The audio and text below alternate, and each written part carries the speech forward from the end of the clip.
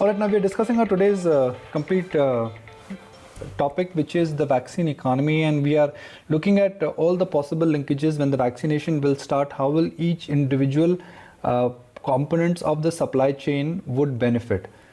We've heard from the manufacturers of the vial glass, which is Borosil. We've got a view from a syringe maker, India's biggest syringe maker, Hindustan Syringe. Now let's understand from the diagnostic, once the vaccine process is on, how it will change life for the diagnostic companies. Diagnostic companies did get a uptick because of the COVID testing. If COVID indeed is going to die, how will that change financials for them? But more importantly, and this is something which is important now to bring it out for our viewers, once the vaccination is done, do you need to keep on checking your antibodies, and do you need to go back to the diagnostic labs again to keep on monitoring your antibodies? Is this something which is going to add to significant top line for diagnostic companies in India? So take that conversation forward. It gives me great pleasure to bring on board Mr. A. Velumani, founder and owner of Thyrocare. Mr. Velumani, good morning. Thank you for joining us. Good morning. Before we get into the impact of vaccination and the constant need to keep on checking antibodies, I just want to understand from you, looking at the way how the new active cases are declining, looks like things are stable. What is the update in the testing which you are doing in the labs? Has the COVID business come down? Has there been a drop in the COVID business? COVID business comes under three categories. One is COVID PCR, COVID rapid antigen test, and COVID antibody test. In the month of September, antibody tests were significantly high. We touched around 7,000 a day. Today, it's only 1,500 a day. So you can see it has drastically come down. Rapid antigen test is not our cup of tea because we are laboratories who do complicated RT-PCR test, not the point of care test of rapid antigen test. So our role is very little, was not there. Now it is very little because municipal governments are insisting that we should support. RT-PCR test has undergone a huge setback after the arrival of rapid antigen test. In fact, many question, is this infection rate low because of less sensitive rapid antigen test? But I am fully convinced that the low death per day has come down as low as 300 a day, from as high as 1,200 a day in late September. So if you ask me, RT-PCR test, we were doing around 5,000, 6,000 a day in September. Today it is only 3,000 a day. So the bottom line is the virus appeared to have given India a softer damage, which means we are out of it. Many were wondering whether there will be a second peak or not. But I think now people are convinced that there is not going to be a second peak. And today it is 300 per day. There is a possibility it might continue 300 per day. All deaths are not because of COVID. Any death while having COVID positivity could be declared as COVID deaths. I am very clear that we are out of COVID.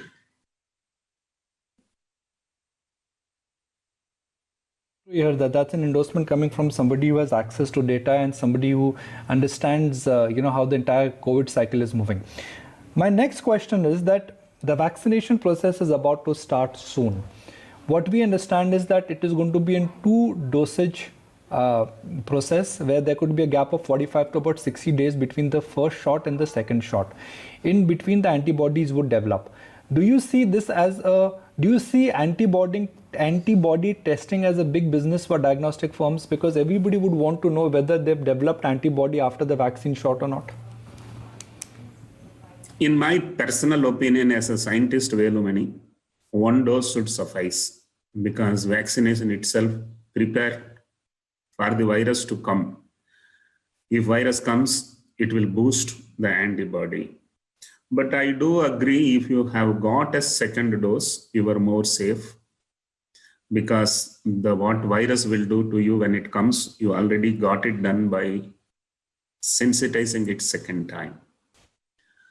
Now, antibody testing would come up provided doctors understand, common man understand, government understands. The success of the vaccine is supposed to be tested by presence of antibodies. Now, whether they go for it once after the first dose or only after the second dose, or they don't want to undergo whether it is there or not. And let me also explain you, like RT-PCR test got introduced at 4,500 and have now come down to 700, 800. Even antibody test got introduced at 1,500 rupees. Today it is available for 150 rupees. So the cost of antibody test will make people to test and see whether they have got truly a vaccination advantage. And I don't bring any other proof is there, the color of the man, the temperature of the man, nothing will say that vaccination has been working. So I believe that it will give an uptick. How much, how long, how big the revenue will be, we don't exactly know now. Do you think antibody testing and COVID testing will be part of normal prescriptions now going forward, even after the vaccination? I mean, I'm speaking out of personal experience. If you go to a doctor for any basic symptoms for investigation, they always tell you to get your lipids done and CBC done. It's part of a standard routine investigation process. Do you think that investigation process now will have another mention from the doctors, antibody and COVID testing, and that could be a big business for you? Ironically, because of the government's pressure, today RT-PCR test is much cheaper than vitamin D test or even lipid profile test. So consumption is not going to be limited by the cost of the testing. However, whether that diagnostic information, positive or negative, helps or not depends upon whether there will be a sooner a drug available for treatment. Without the drug available for treatment, RT-PCR test is less likely to produce a significant revenue for the laboratory. But having said that, itna daraya hai, so much panicked even the medical community. They wouldn't like to see, touch, feel any patient, especially when a surgery happens or especially any intervention happens. They want RT-PCR test. So for next 5 years, it will remain minimum at the same rate of what it is today, or it will be lesser, or it will be more, depends upon how it is perceived as a threat for the safety of the medical community.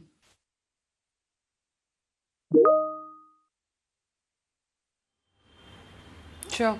Mr. Velupani, we were just discussing that internally amongst, the ET Now team, that given that 2 companies have already gotten the approval for the vaccine, why is the rollout taking so long? No, actually, I will tell you, generally people say I am prepared and then only they prepare. Because you prepare and the government doesn't allow you to roll out, it's a huge waste. So it's a natural, a businessman will think, should I pile up inventory on the hope that I will be getting and I will be getting that much. So there is a likelihood only after the nod, the employees are asked to work 24/7 and additional manufacturing lines will be put up. So it's scaling up takes time. If you notice, even RT-PCR test, it took 3 months, 4 months to reach a size in capacity that is the need of the country. So I don't see there is any politics or any intentional delays or any technical scientific concerns. It's pure supply chain manufacturing and dispatching. So I believe our 1.35 billion population is so big. Every effort will prove we are late.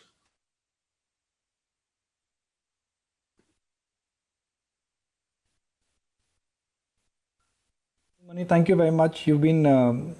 You've always accommodated our interview request. You've been explaining to our viewers and to entire India that how to really understand the COVID chain, the virus, and it is so reassuring to hear from you that when you are feeling and your analysis is indicating that India is COVID-free. It cannot be COVID-free, but technically looking at the spread is definitely getting contained. Appreciate your time, sir, and have a great day. Thank you. Thank you.